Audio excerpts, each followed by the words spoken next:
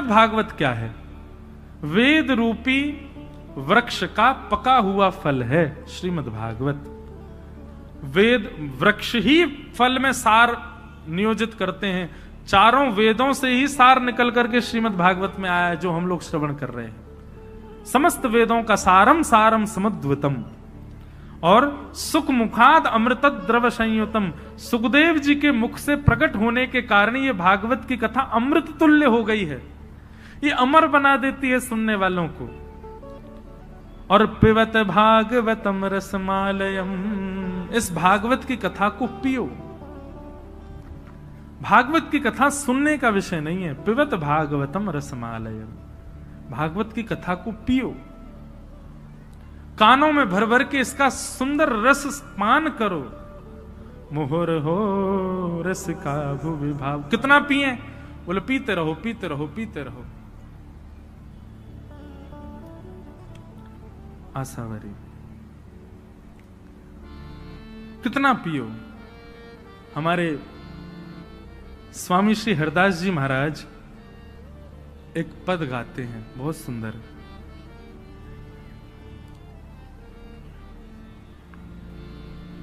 अगर हमको एक हमारा भाव है कि हम भजन कम गाते हैं, पद की ज्यादा इच्छा होती है कथाओं में गाने की। इन पदों की शब्दावली और इनका गायन थोड़ा गंभीर होता है, पर यदि आप बहुत ध्यानपूर्वक सुनेंगे तो इनमें बड़े सार विद्यमान हैं।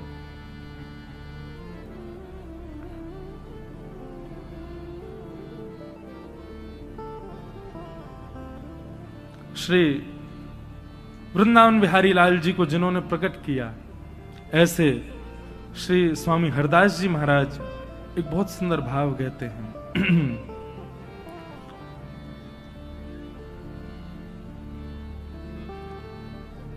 रोम रोम रसना जो होती,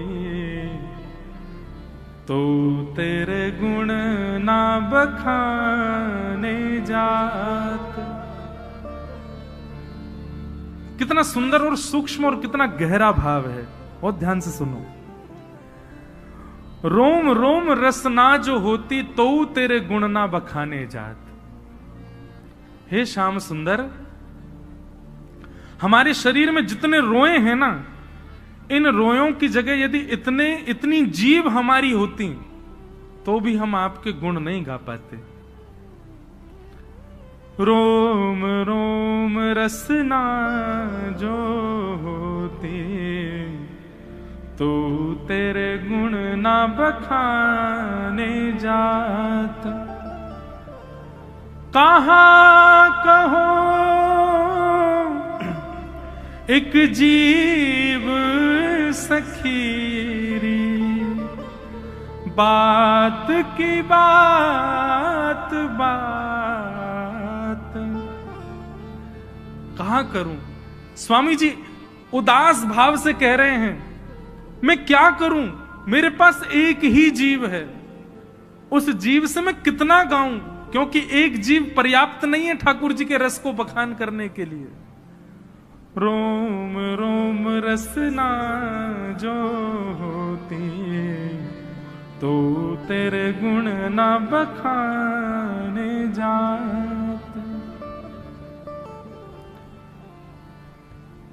श्री हरिदास के स्वामी श्यामा, श्री हरिदास के स्वामी श्यामा, कह तेरी प्यारी तू राखति प्राण जात। रोम रोम रसना जो होती, तो तेरे गुण ना बखाने जात। ऐसे भाव जब चित्त में होते हैं ना बंधुओं, तब ठाकुर जी मन बनाते हैं कि इनसे मिला जाए। हमारे मन में कभी ये भावना आई? स्वामी जी कह रहे हैं कि इतने रोए क्यों बना दिए ठाकुर जी, बल इससे बढ़िया इतनी जीभ बना देते। और इतनी जीभ भी आप दे देते तो भी मैं आपके गुण नहीं गा पाता। क्या करूं मैं, मुझे कभी कभी धिक्कार लगता है, कहां करूं एक जीभ सखीरी, बात की बात बात। एक ही जीव है, उससे कितना गाएं हम ठाकुर जी को, नहीं गा सकते।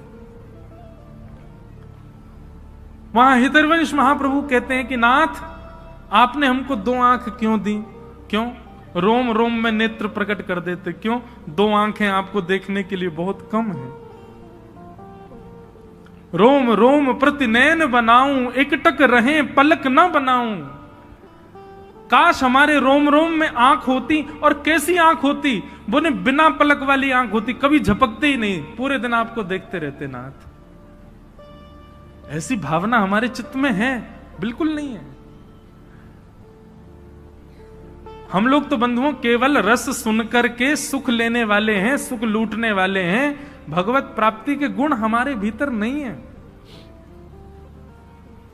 ये मैं इसलिए कह रहा हूं ताकि इस चोट को पाकर के किसी के चित्त में ये भावना आवे कि मेरे अंदर ऐसे भाव आए कि मुझे ठाकुर जी मिले।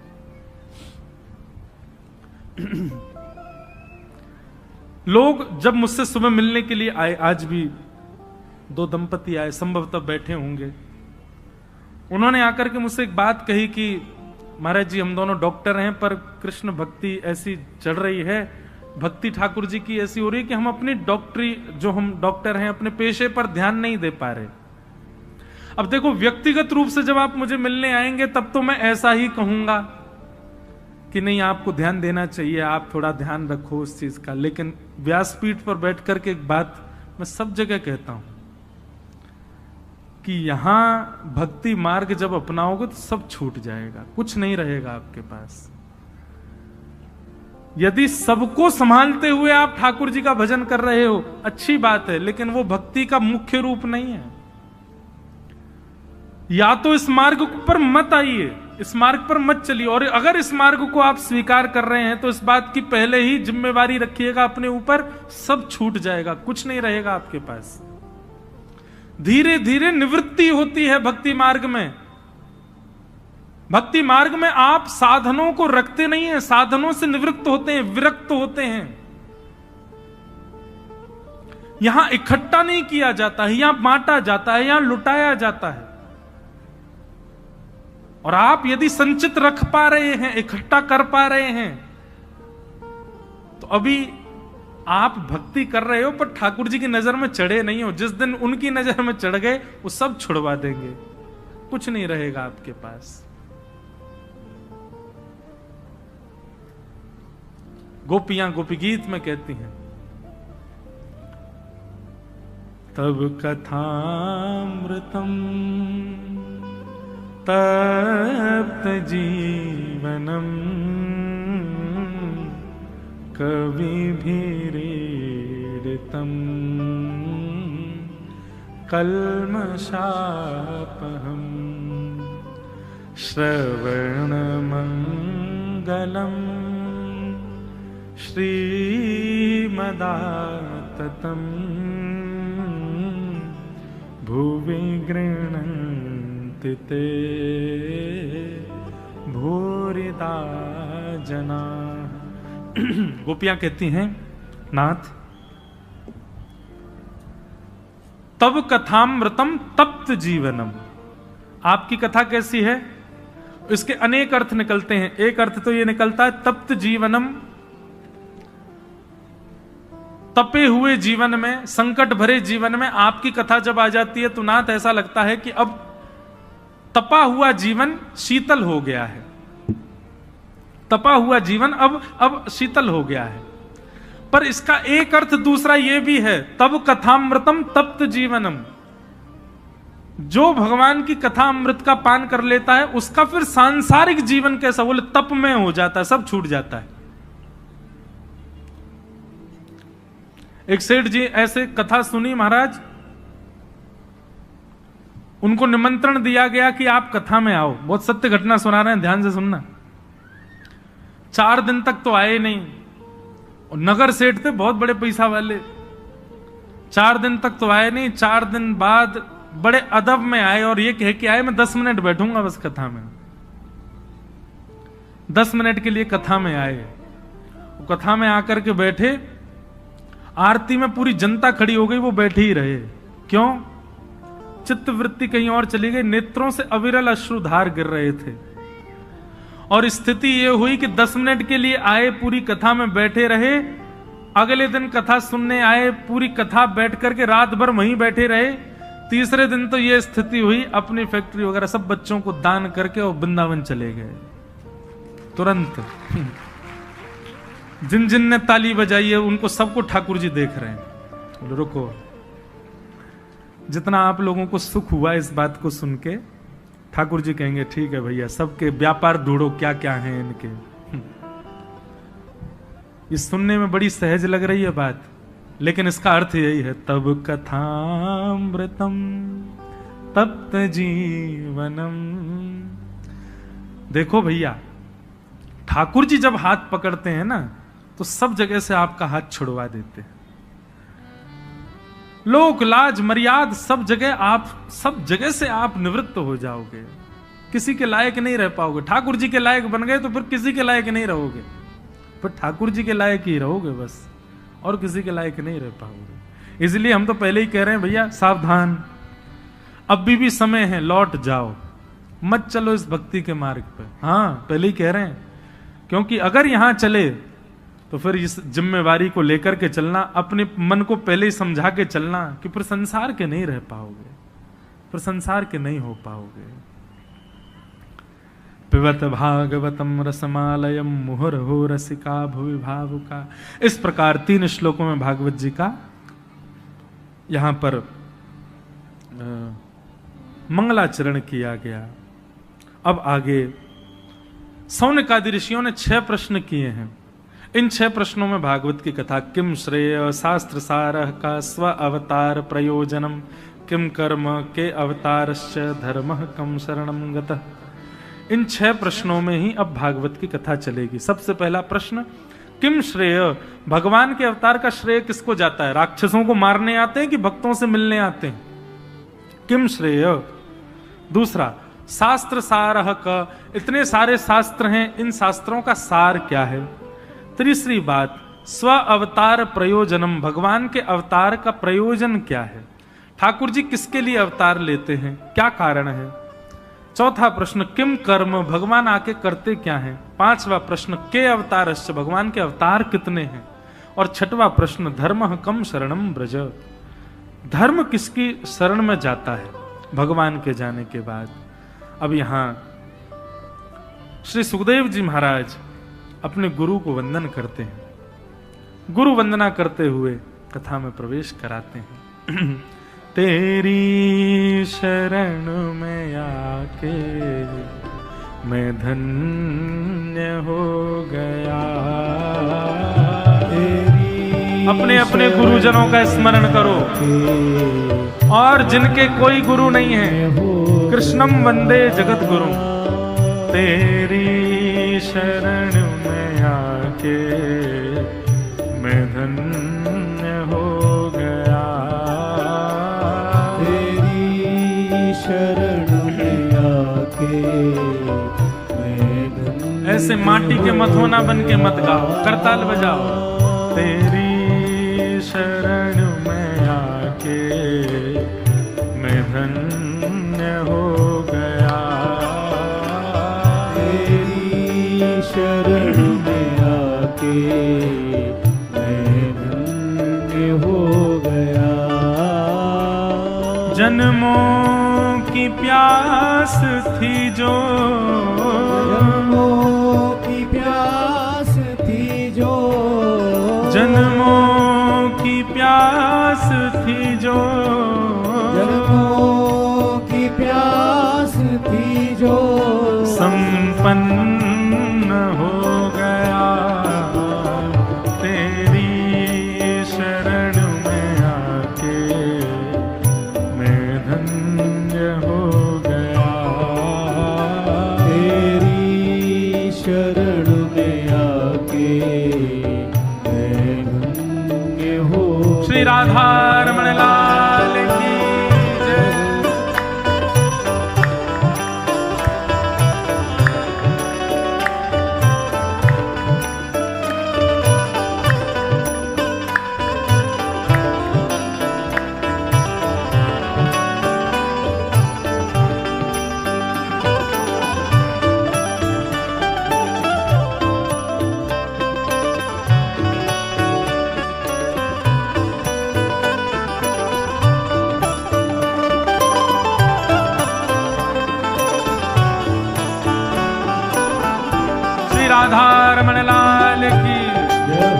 उठा के बजाव करता है।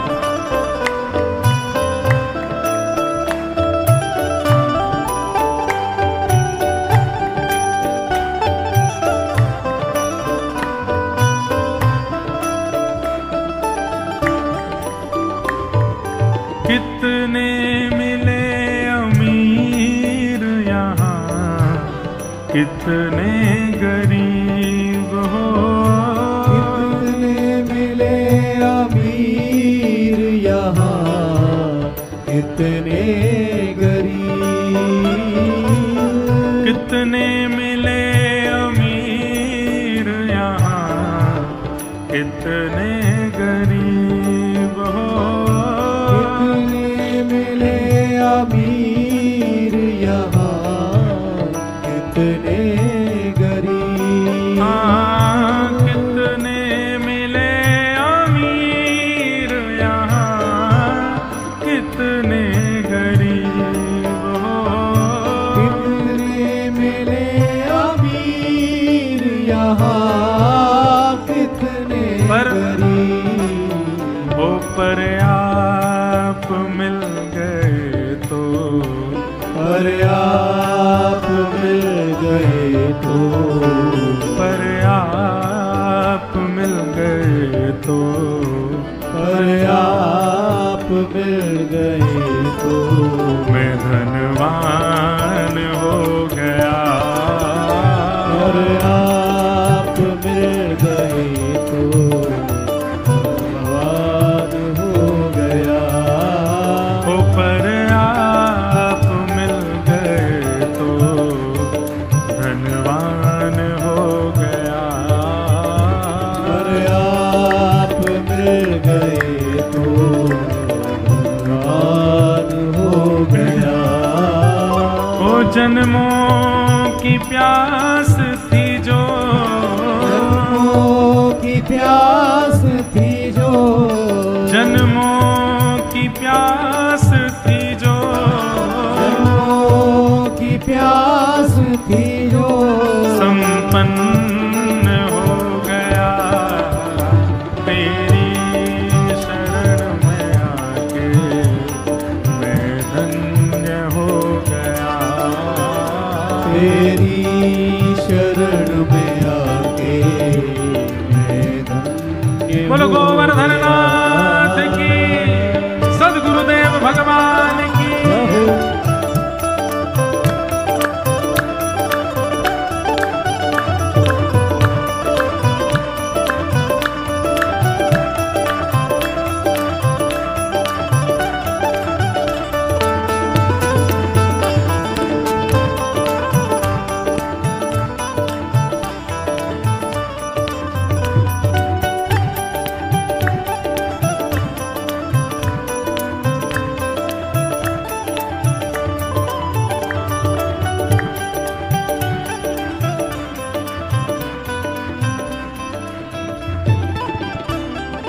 बस एक ही प्रार्थना है, करना कभी ना दूर प्रभु चरणों से आप हो।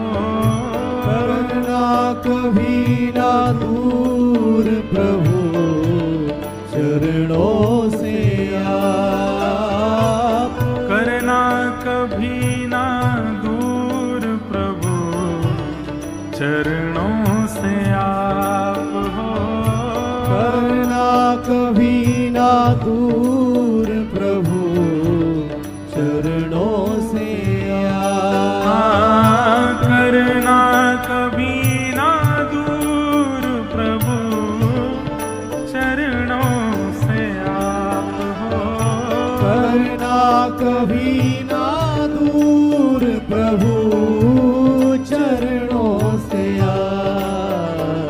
चरणों के ही सहारे, चरणों के ही सहारे, चरणों के ही सहारे, चरणों के ही सहारे मैं भव पार हो गया। चरणों के ही सहारे भव पार हो गया।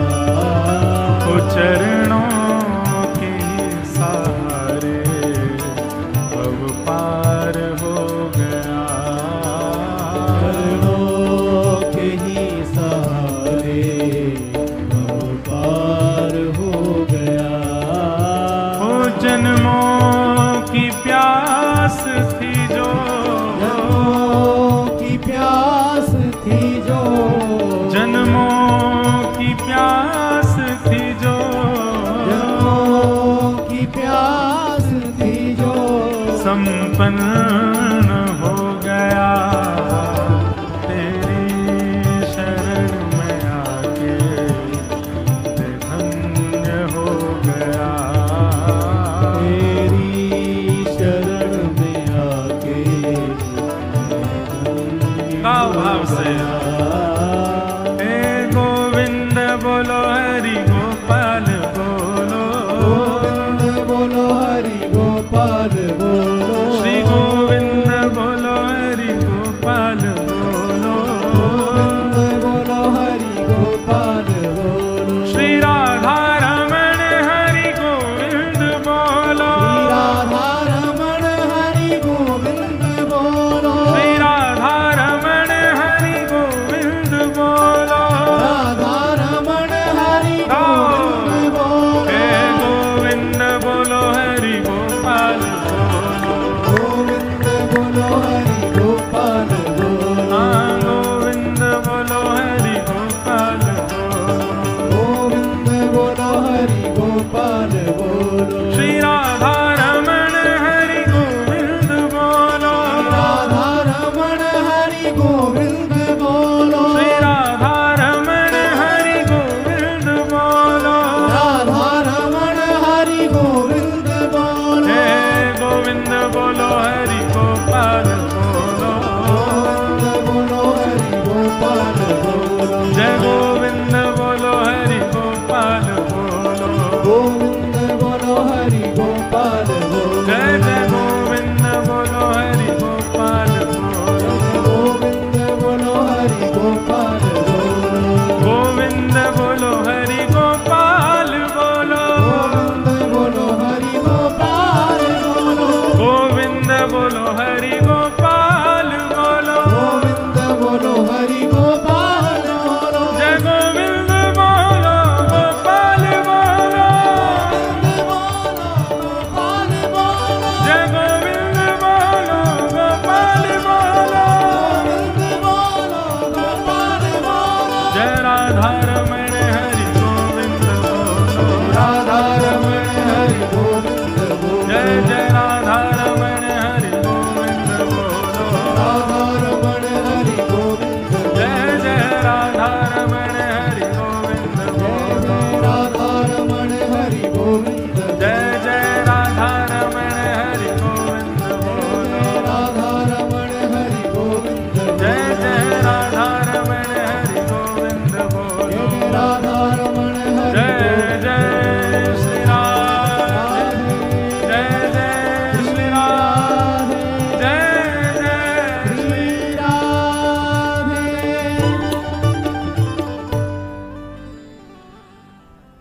कियं प्रव्रजन्तमनुपेत अपेत कृत्यम् द्वैपायनो विरह कातर्या जुहाव पुत्रेति तन्मयतया तर्वोऽभिनेदु तं सर्वभूतहृदयं मुनिमानतोऽस्मि। तो अपने गुरुदेव को प्रणाम किया श्री सूत जी महाराज ने। बंधुओं, गुरु के विषय में मैं लगभग हर कथा में प्रकाश डालते हुए बात कहता हूं। थोड़ी देर और श्रवण करो, कथा का विश्राम का समय तो होने वाला है।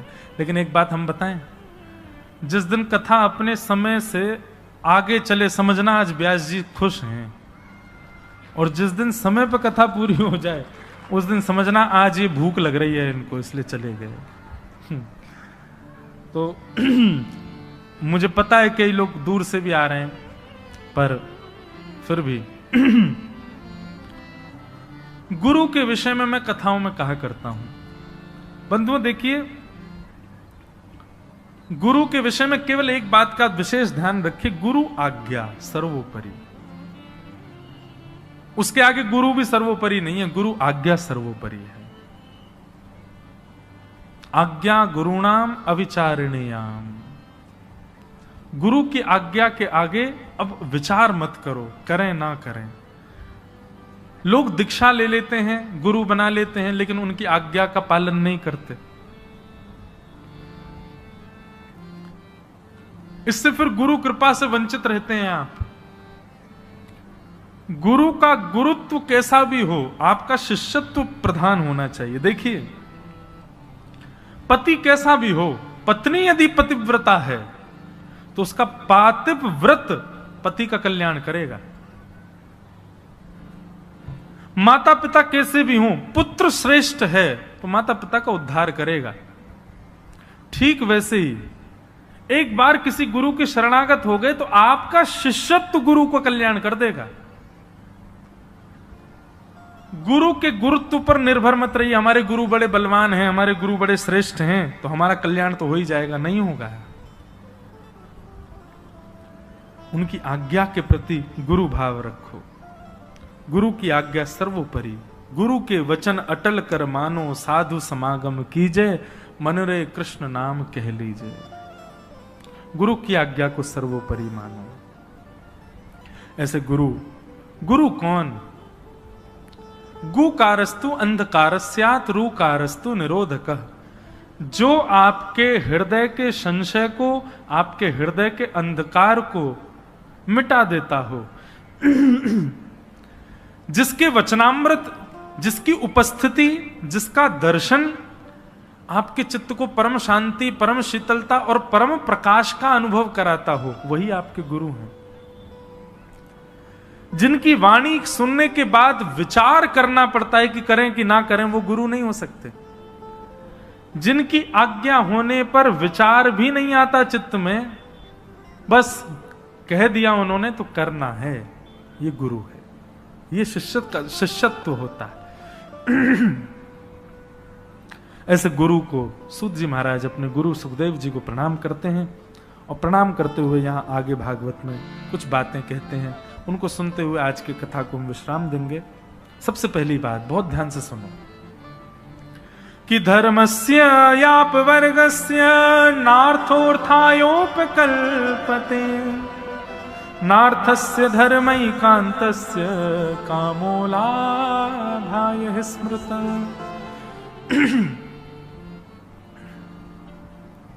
धार्मिक व्यक्ति भी दो प्रकार के होते हैं। एक तो होते हैं कारण से धर्म करने वाले और एक होते हैं अकारण धर्म करने वाले। कारण से धर्म करने वाले जो होते हैं वो हरिप्रिय नहीं बन पाते, ठाकुर जी के प्रिय नहीं बन पाते।